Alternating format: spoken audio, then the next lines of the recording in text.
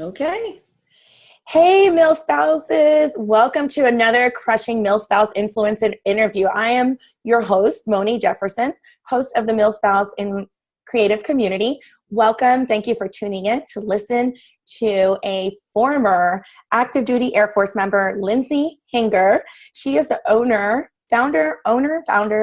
of Mill Box, all of the above. She runs that crap. Anyway, I'm so excited to have her here.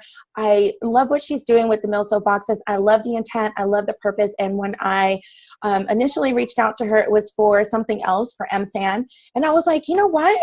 I want to talk to you. I want the community to get to know a little bit more about what you're doing for the community, and just know what the purpose is and share your journey with us in starting this. So welcome. Thank you so much for joining us. Thanks for having me. This is really fun. Good.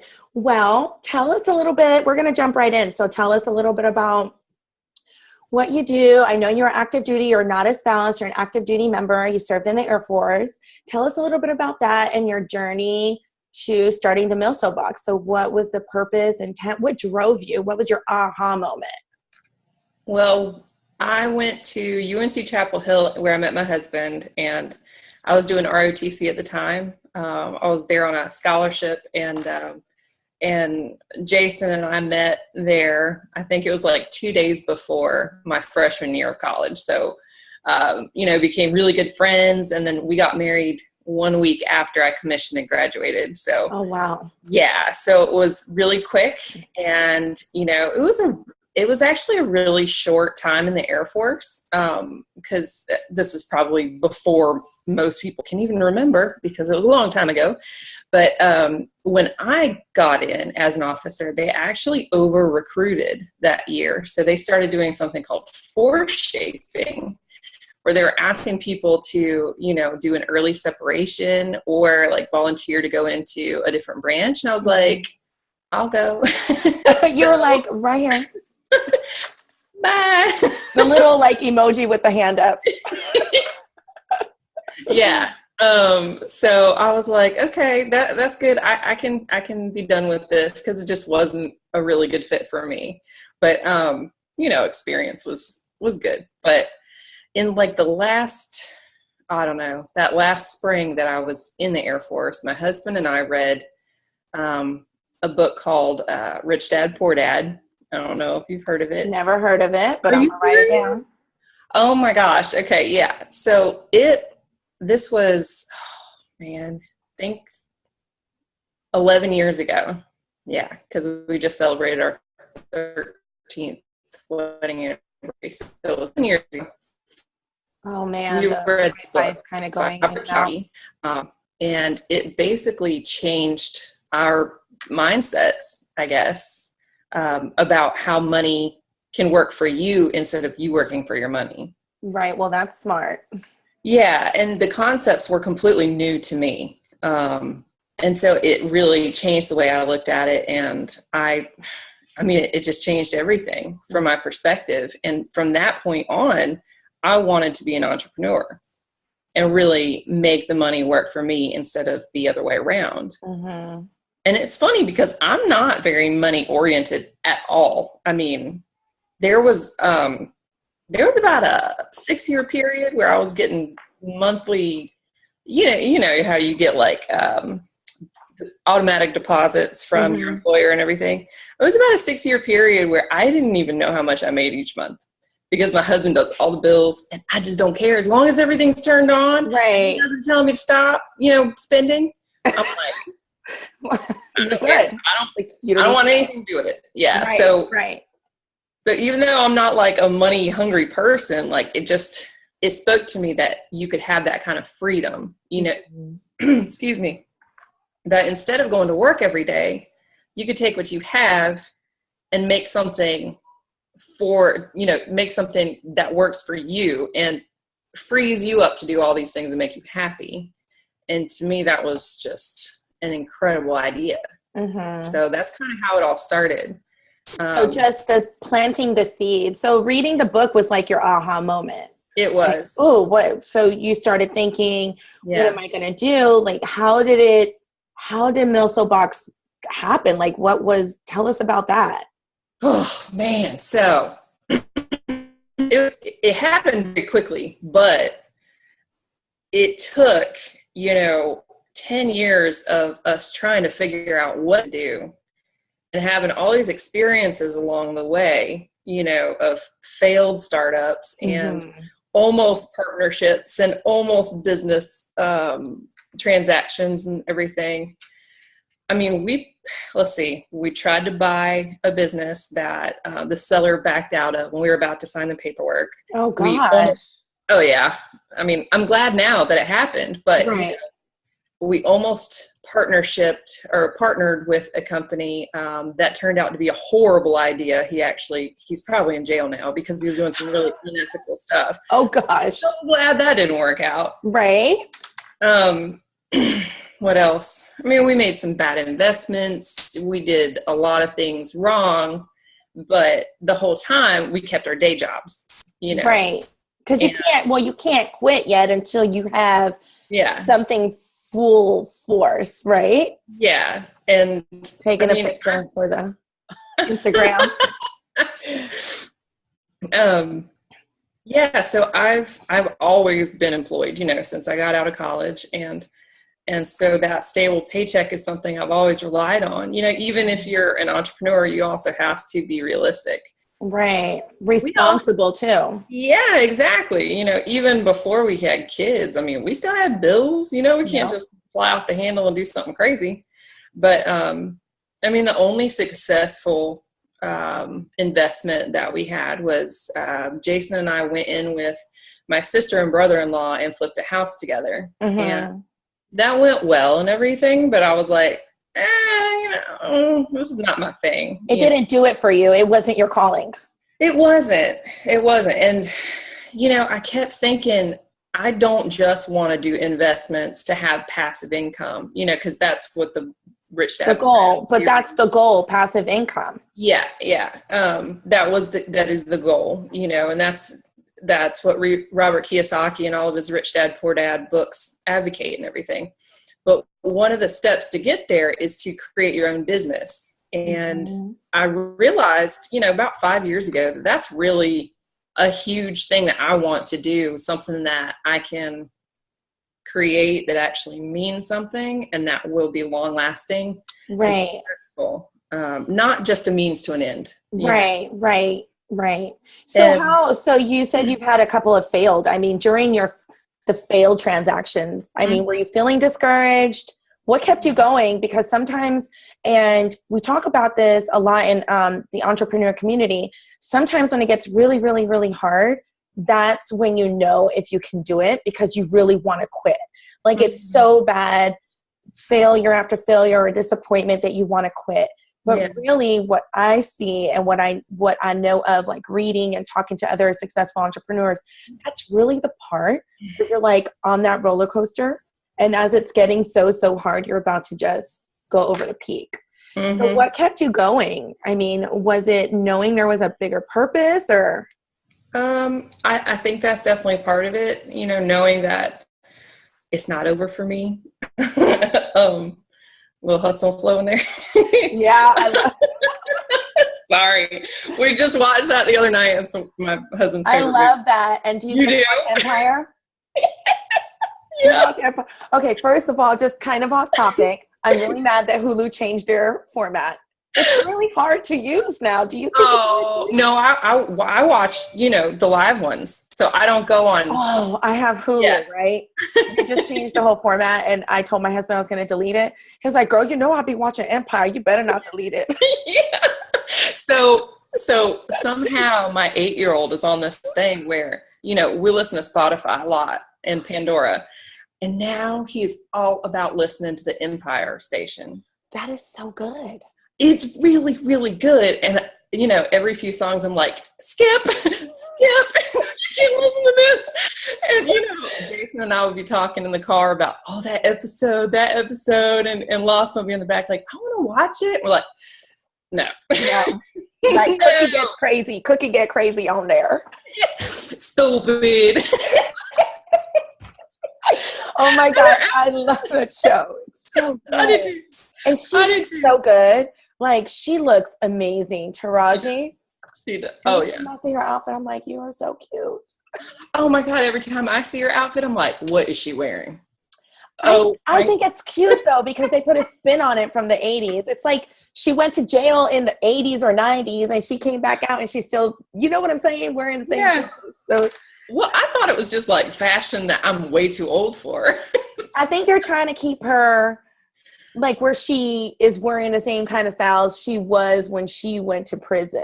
Like, if you notice, she wears a lot of like that denim and like the older looking clothes. Yeah. Looks terrible. Oh my gosh. So yeah, so you were hustling, flowing. Hustling. Everybody got to have a dream. Everybody got a dream, girl. It's what you gonna do with it.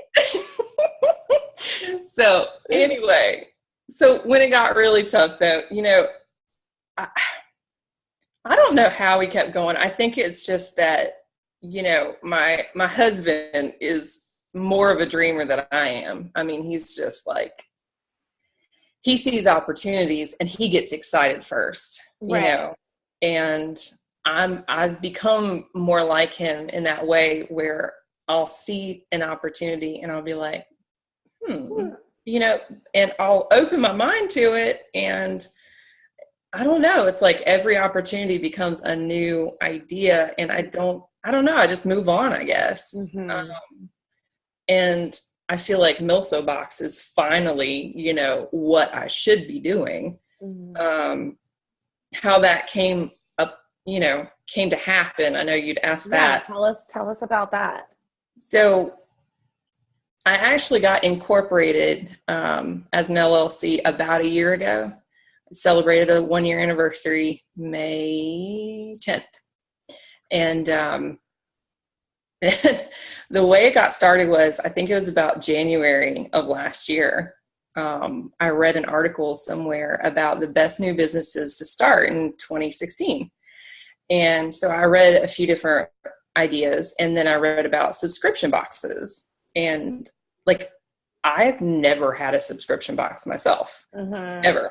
But I saw the business model, and I thought that it was such a good combination of the skills that I had. You know, because I've been in logistics since the Air Force told me that that's what I needed to do. Yeah. Okay. You know, I've been in customer service, you know, in account management and stuff like that. And then the last piece of the puzzle is gifting. I recently found out, and actually it was in January 2016, my husband and I did the 5 love languages test. Have you heard of that? Yeah, mine is gifts, girl. So you want to send me a gift, I'm happy with that. Mine's number 1 too. Mine is gifts, and then touch. Like, what are your top 2? My top 2 are gifts, which I think should really be called, what does she call it? Thoughtful gestures. I think that should be what it's called, because I think so too. I'm not a materialistic person. Me either. Right? It could be something small. Yes, it could be like absolutely. These Dubsado pens. Like, if you see it and you bring your, like, babe, I saw these pens. I know you love them. And I thought of you. I would freak out. I'd be like, love, it was $8 for a whole pack, not just one pack. Oh, okay. I was like, you're like, wait a minute, maybe you do need it. Maybe you just found your calling. Charge $8 for a pen. Girl. The second one is acts of service. Oh, okay. They really appreciate that too. So, but anyway, so, you know, loving gift giving so much, you know, that really helped too. And so I thought that model was a really good idea, and started kicking around a few ideas for who the target market should be. And I actually almost started a dating box, like for parents who couldn't get out at night like we are. Okay. Yeah. I think I've seen one of those somewhere. Yeah, there are a few of them, but I kind of threw some ideas out at dinner with a couple of married friends. And the girl was like, oh, that's really nice. And the guy was like, heck no. don't do it. Don't do it. So I was like, okay, yeah, that'd be tough. You know, to make both in the couple happy at once. Right. Right. So I was talking to a really good friend of mine, Sarah, one night. I think it was like in February or March. And it had to be February or March. And she was really upset because her husband is stationed at Fort Bragg as a soldier. And at the time they had a 2.5-year-old little girl. And she is adorable and insane. At the same time. At the same time. And, you know, she was just really upset, and they were getting ready for him to be deployed for a long time. And I was like, duh, these women, you know, how much they go through, how much they have to sacrifice and all this stuff. And so that's how it started. I looked at it. She was like your muse. Absolutely. Absolutely. And I keep telling her that, you know, there are a lot of posts on Facebook and everything where I tag her, like whenever something big happens with Milso Box, like the partnership with the Chris Kyle Frog Foundation. I know. Like, I got to hear all about that. Yeah. I'm like, at Sarah. And she's like, ooh, you know?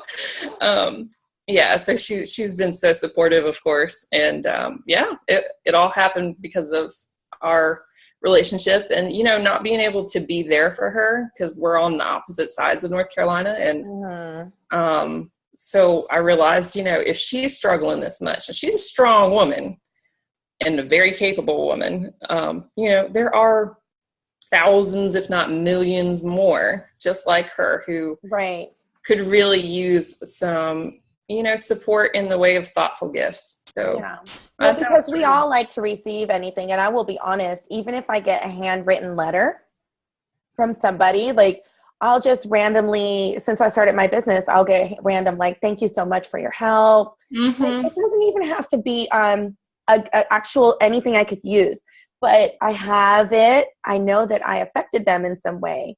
And just receiving a gift, receiving mail is everything.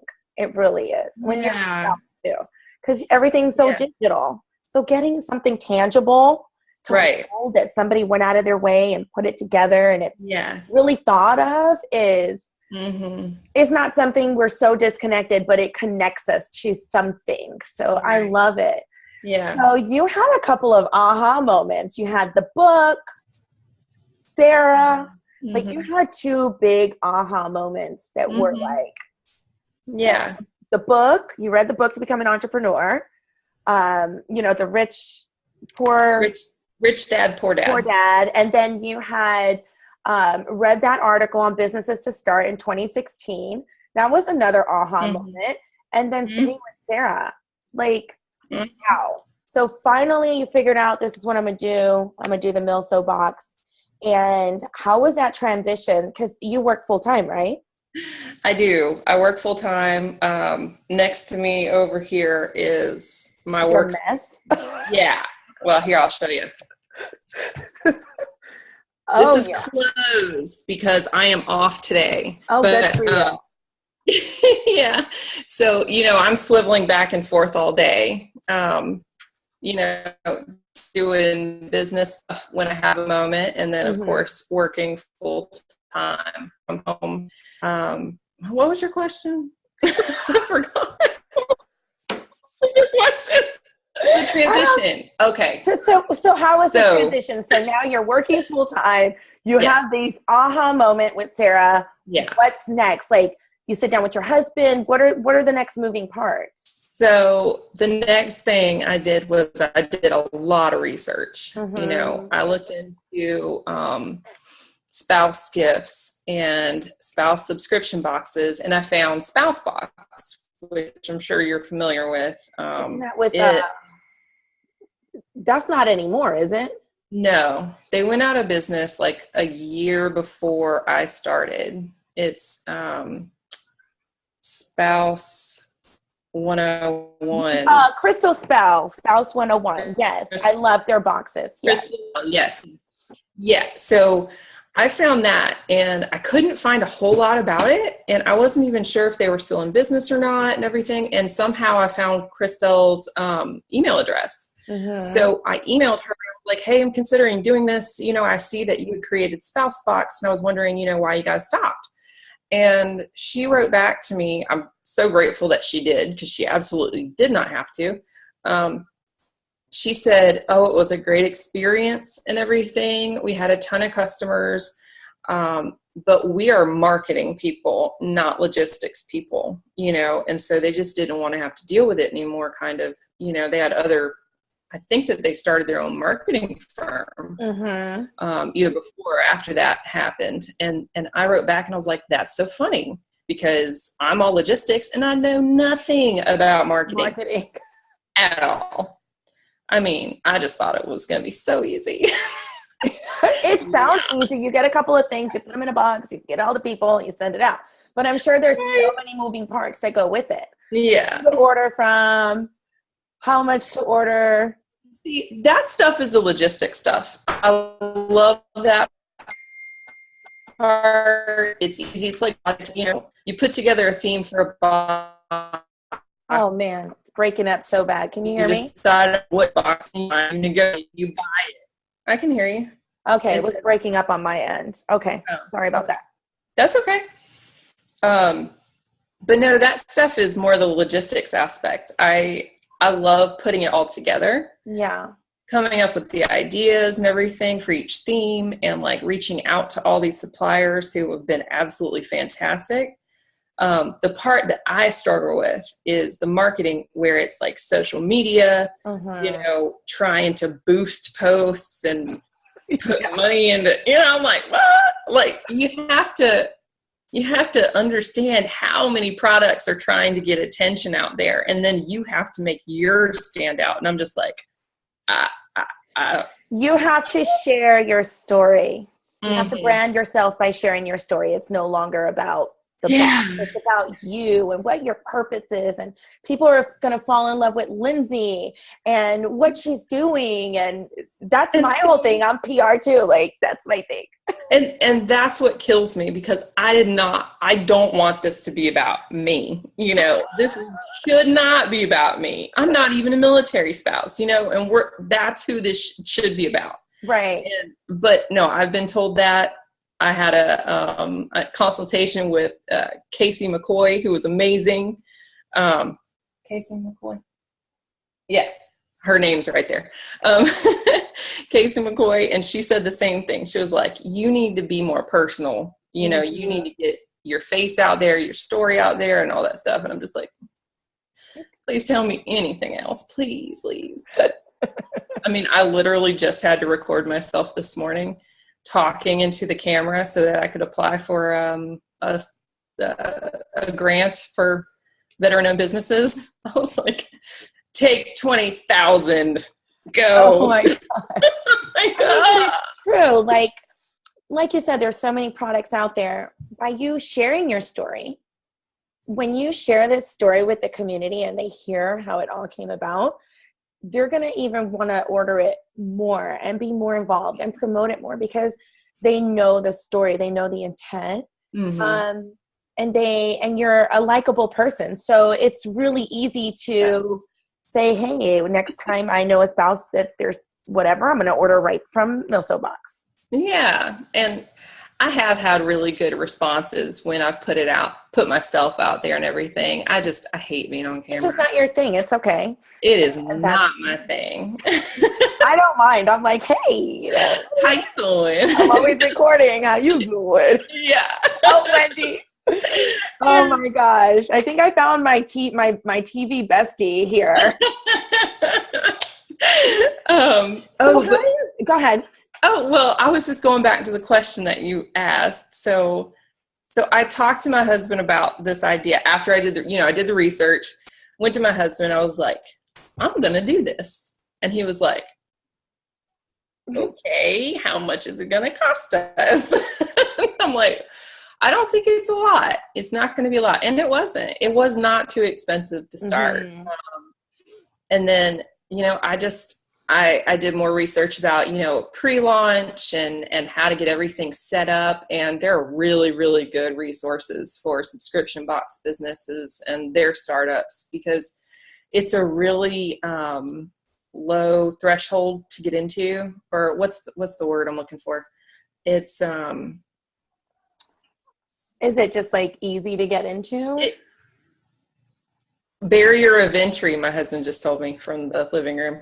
Yeah. A low barrier of entry. Yeah. So like you don't have to have a ton of expertise in any certain area, you know, and there are just a lot of things that you can look up and figure out on your way. Right. Well, I think we all do that too as entrepreneurs. Yeah. You start this idea, you really don't know all of the ebbs and flows until you're living it. Then you learn it because you have no choice or you will fail. So yeah, but it's good to know that for any other spouse who wants to start any type of subscription box, it's good to know that it is a low barrier of, I don't know, entry. Yeah.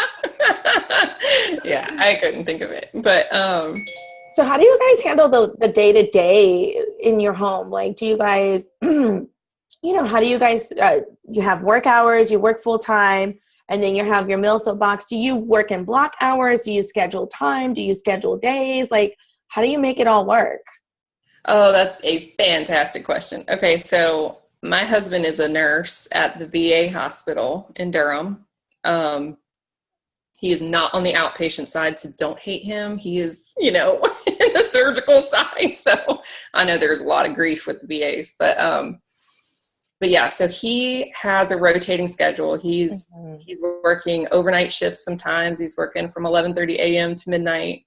And then, of course, I've got my full-time job, which I do from about to 8 to 5. But in logistics, you're basically always on call. There's like no turning off your phone at all. And then the business is 24/7. You know, I answer customers as quickly as I can, no matter what time it is. I mean, it gets to a point sometimes where I just have to shut it off for the night, you know, because otherwise I'll go insane. But or they'll think, or customers will think you're available all the time.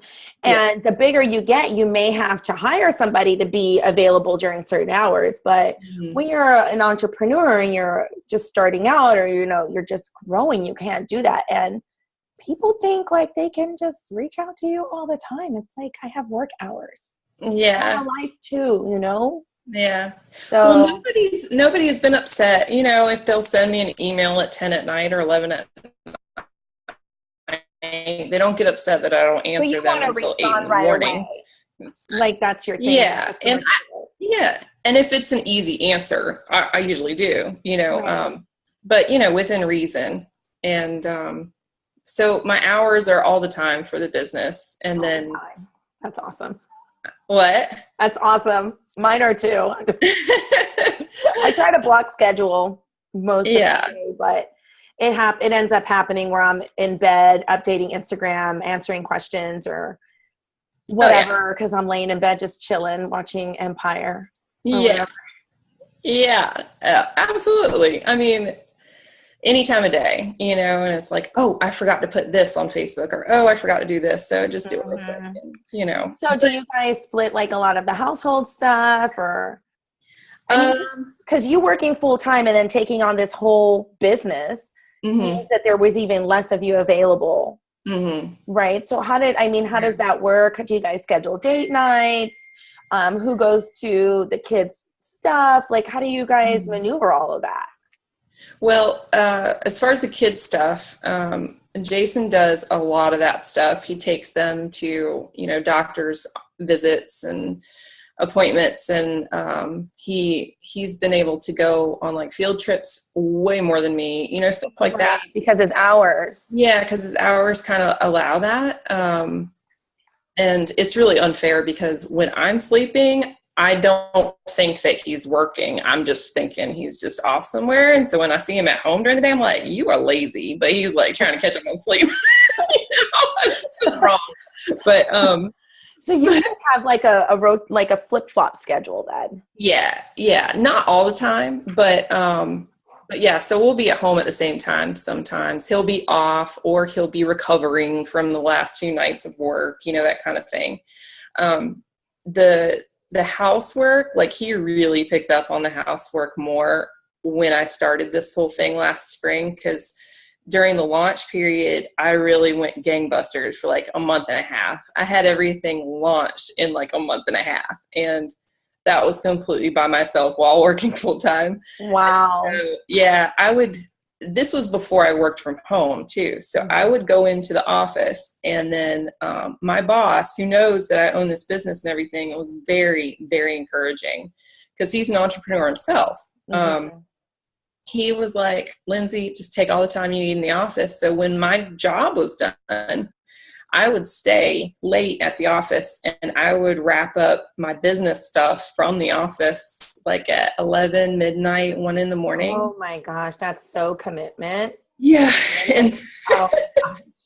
And then I would, drive the 45 minutes home, and then wake up and do it all over again. And then, of course, you got to have the kids in there too, and then making lunches and trying not to. So you relied a lot on your spouse, like, yes. So the transition was, I know for my house, the transition was a lot too. Not that my spouse, go over there. Not that my spouse was not capable of helping her, didn't want to, whatever, but he was used to, and we were all accustomed to me doing all the appointments, all the kids stuff, all this, all that. All of a sudden, there's a stack of kids paperwork that needs to be signed and go through right here. Haven't gotten to it, or there's no milk and cereal for the morning. I mean, we started to notice that I couldn't do everything, and I was trying to, and finally I was like, I can't do it. So you're going to have to do more. Not that he doesn't help or didn't want to. I think for me, I was just trying to do as much without asking for help. Right. Yeah. And that was not good, because I couldn't do it all. So split up the tasks. He does, this. He'll go to the grocery store. He'll call me before he comes home. He's like, do you need something? Yeah. Yes, I do. We're out of this. And he'll pick it up. Instead of me grocery shopping during the week, I was doing it on the weekends. I just didn't have time. And I didn't feel it was fair for me to be doing it while I was working and building my business, to be folding laundry or mopping floors or grocery shopping when I need to concentrate on my business. So how am I going to be a business owner and I'm doing all this other stuff? Right. So we do everything now on the weekends, where I used to do it during the week, so we would have the weekends free. Yeah. Yeah. And so it works though. I mean, you have to, and it's good to have a spouse that you can rely on. Absolutely. Yeah. I mean, I still do a lot on the weekends, as far as, I always go grocery shopping on the weekends. Cleaning, it just sometimes just doesn't happen at all. Okay. As long as everybody's alive and fed. Yes, everybody's alive, everybody's fed. The dogs usually have food in their bowls. No, they really do all the time. But,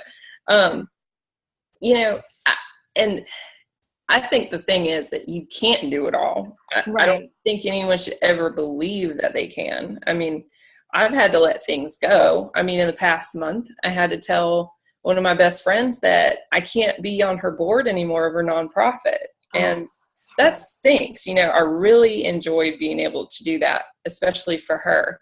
But I had to let something go. Yeah. And, I stopped working out completely. I did too. Yeah. Oh my God. Completely. Well, you worked out today, didn't you? Well, it's only because this year I decided that my self-care comes first.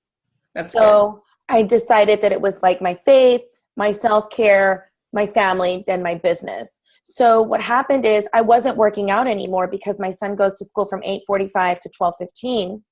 So I was feeling really bad working out, and then coming home and then working, and then I wasn't spending time with my son. And so I was feeling really bad. So I stopped working out so I could get as much done in that period. And then when he came home, spend time with him, have lunch. But now what I've done is my focus is myself in the morning. If I get home and I have an hour to work before my son gets home, that's great. If not, then I do it after 2:00. So, or about 1:30 to 4, I'll crank out my work. But I was so bad, I stopped working out too. And I just felt really yucky. Yeah. I do too. I can be honest, like I don't feel good about it. And like I eat poorly now, and I drink too much caffeine, drink too much alcohol. I mean, it's not healthy. Me too. But yeah, I mean, it's just that, you can't keep everything up. It's just not possible. Right.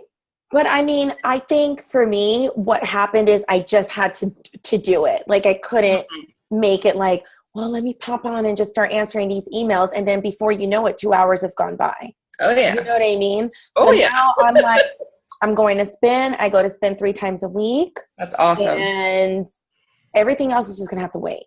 Yeah. Because I feel like you said that you feel crappy. Yeah. Like you don't feel good. So you better go get that self-care. I know. You have to commit at least one day. Just start with one day. I know. I actually got a Fitbit for Christmas, and I'm like, this is going to change everything. I have a Fitbit too with a heart rate monitor, and I don't even wear it. I forget to put it on. No, I just took it off because we were going on vacation. I'm like, I'm not going to deal with that. No, I'm good. Yeah. But, I'm going to eat my tacos and my stuff. Yeah. Don't worry about that. Worry about that when I get back. Yeah. But no, Jason's great about, he does so much with the kids. And I know, a lot of military spouses will be jealous of this, but, because he's home so much, he can offer to take both of them to school, which is in opposite directions of our house. And, he takes on a ton, and it's so helpful. So helpful. Well, that's good. That's good. So tell me what is maybe one of the hardest things in your transition? What would it be? What would it be if you had to pinpoint it?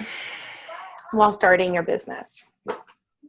Hardest thing, transitioning from not having a business to having one? Yeah. I think it would just be, worrying about failing, but the possibilities of success and how much satisfaction I've gotten out of it already far surpasses that fear. Right, right. It's been so worth it. Even after just launching, just a month and a half into this whole process and just launching, I think I told my husband, I was like, you know what, if this falls flat on its face, I'm still so glad that I did it, because I learned an insane amount, and the experience has been unbelievable. I would never have pushed myself. I created a landing page. It looked like crap, but I had never done anything like that before. Right. Because I didn't have the money to pay anyone to do it. So, right.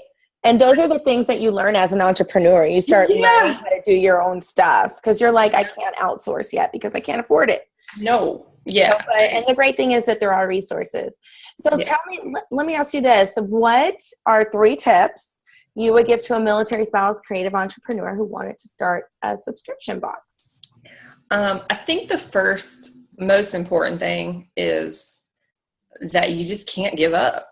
That's Jimmy V all day long. Don't give up. Don't ever give up. It's no matter how hard it gets. If you believe in what you're doing, like I believe in this business, then I'm just not going to let it fail. Right. I've told myself that if the shit's going down, I'm going down with it. It's kind of like a marriage to me, where like, I refuse to even consider divorce. I refuse to let this fail. Right. Wow. So don't give up. Love it. Yeah. You have to have a solid will, I think. And when people get all crazy because they're worried that somebody's going to steal their idea, the idea is about 10%. I know. And not only that, but there's enough for everybody in the world. Like, I don't understand.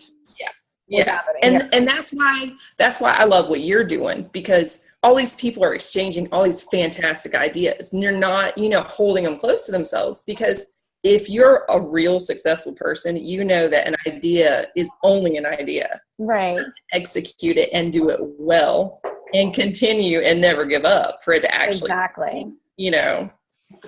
So yeah, I love that. Especially in this community, I love when we spill the sugar. Just spill the sugar. You share, you give resources, you connect people. Yep. Collaborate with them. Why not? There's enough for everybody, and there is more when you are doing well and you share and you mentor, there's actually more for you than you would think.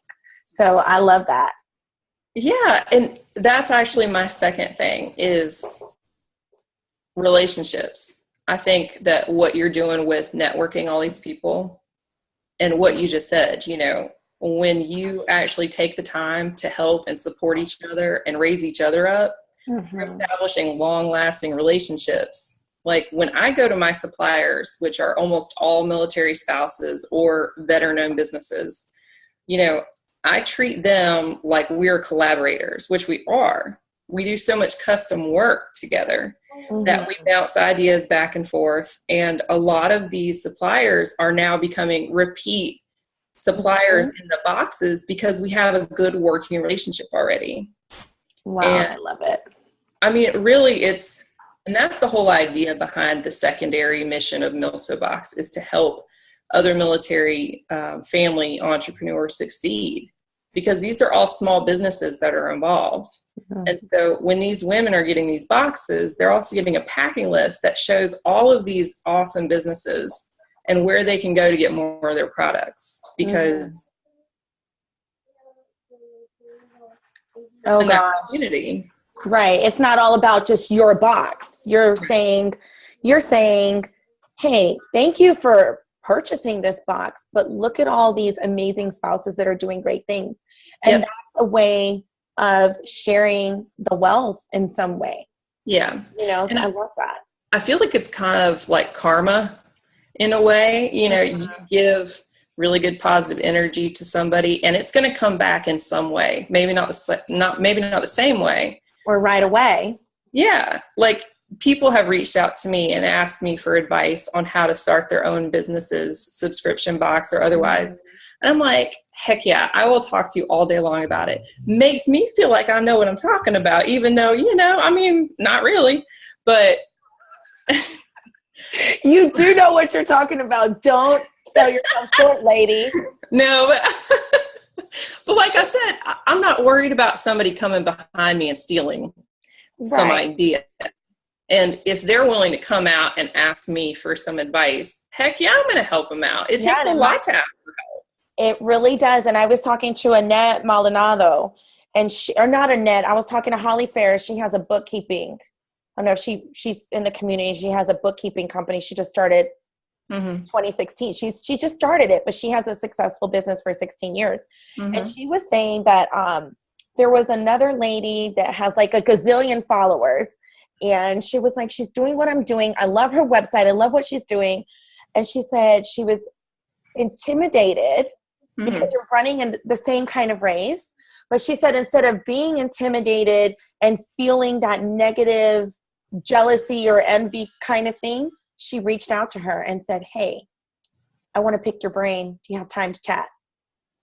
The lady was like, hell yeah. Really? I have time to talk. Yes. That's and great. She said that in all her years and all the success that she's had, nobody's ever messaged her and asked her, hey, do you have time to chat? I just want to talk to you about this. It's been about like they wanted something from her. It was, hey, we're in the same field. I need a little mentorship. Give me some tips. That kind of thing. And the lady, she said that she was just so appreciative, and now they have these meetings all the time.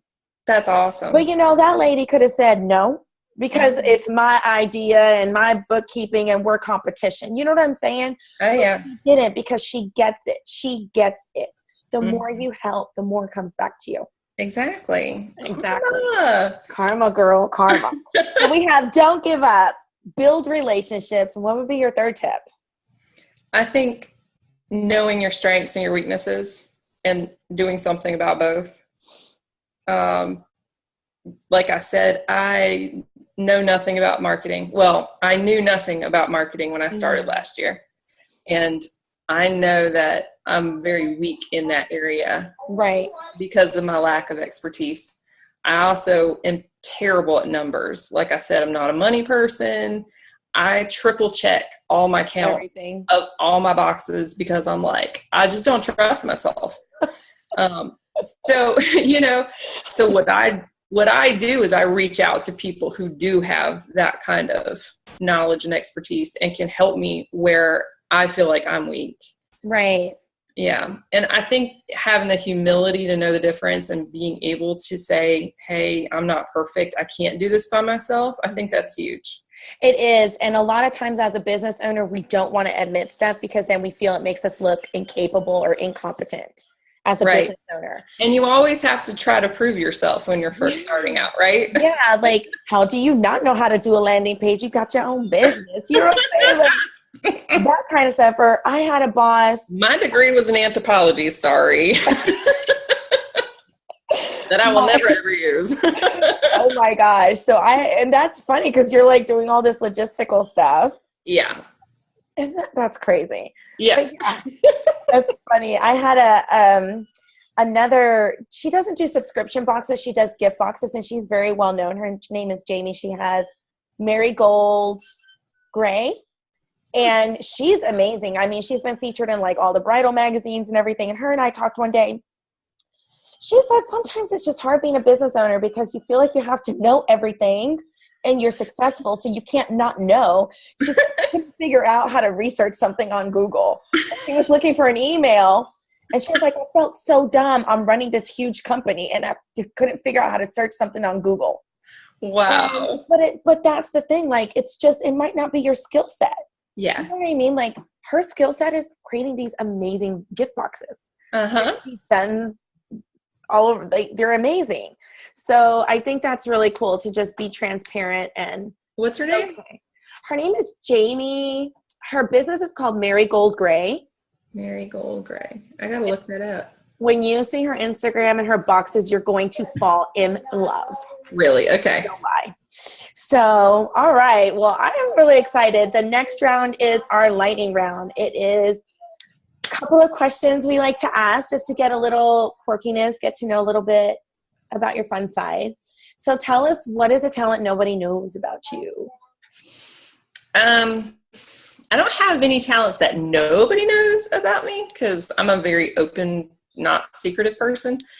But I guess most people who know me now don't know that, like growing up, I was always in plays and theater, chorus, band. I was like the, theater.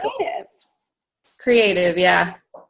Is that what it's called? Or no, you're a performer. Yeah.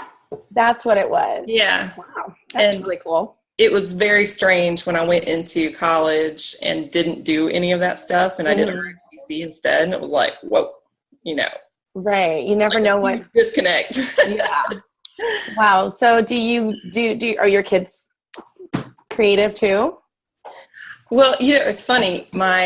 So we have one son and he's not creative at all, but we have a foster child now and she is the most creative child ever. And I'm like, are you sure you're not mine? How did this happen? That's why she's yours. Yeah. So no, he's not creative though. Yeah. Okay. Not at all. He's probably really talented in other stuff. Yeah. Yeah. He's like his dad. Really? Yeah. If you had a superpower, what would it be? That one's easy. Teleportation. Everybody. I swear. Everyone says that? It's like almost half the spouses have said teleporting. Well, I mean, it makes sense, right? But I have to put a caveat in it, though. My husband brought up a good point. Teleportation with anyone I'm touching so that they can all come with me. Oh, that's a good spin on it. Let's all go vacation in Salzburg for the weekend, Right. I would teleport. My husband called me the other day. I wish I could teleport. He was like, he forgot his ring. So, these rubbery rings. Yeah. So he was packing his big bag to go to Afghanistan and he was shoving stuff in there because he was running out of, you're running out of room. It slid off. Mm-hmm. So he calls me and he's like, hey, when you get a chance, I need you to send me a ring. Ooh, you better tattoo that on your finger. At the moment I was like, oh, they're thirsty over there, whatever. So I just let it be. And later on that night, I messaged him. I was like, I don't care what you need to glue some sand together. You better get some grass. You better get some construction paper and use your artwork and make yourself a ring. So the next day he messages me a picture. He took duct tape and made a big old ring. That is hilarious. Oh and I my ended gosh. up finding it here in the bathroom on the floor of all, like, I don't know. He was just packing so much and whatever. Yeah. But yeah, I was like, I will come over there. Nothing with me. Like, jump out of a plane and be like, where they at? So those powers would be great at that time. Yes, they would. What is your favorite downtime activity? Oh, goodness. Favorite ever is laying around in the pool on some floats with my best friend. Oh, fun. Oh my gosh. I'm going to throw this one in there really quick. If you could be an animal, what would it be? I'd say a lion. Well, hear you roar, girl. Nobody messes with lions. Nobody messes with lions. Nobody does. I would say dog because I love dogs, but you know, they got to go through a lot to get their treats. And I just want to be able to take it. Yeah, you just walk up and they just say, whatever you need. The left leg or the right leg. Yeah. Let me get my salt. Yeah, right?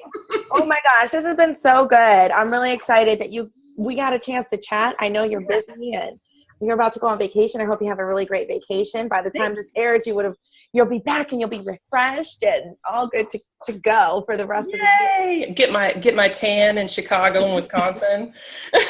Oh gosh. Hey, you can spray it on. Yeah. You do not know the difference. I don't tan anyway. I'm white as a ghost. Oh gosh. Tell us what you have. Tell us anything you have coming up.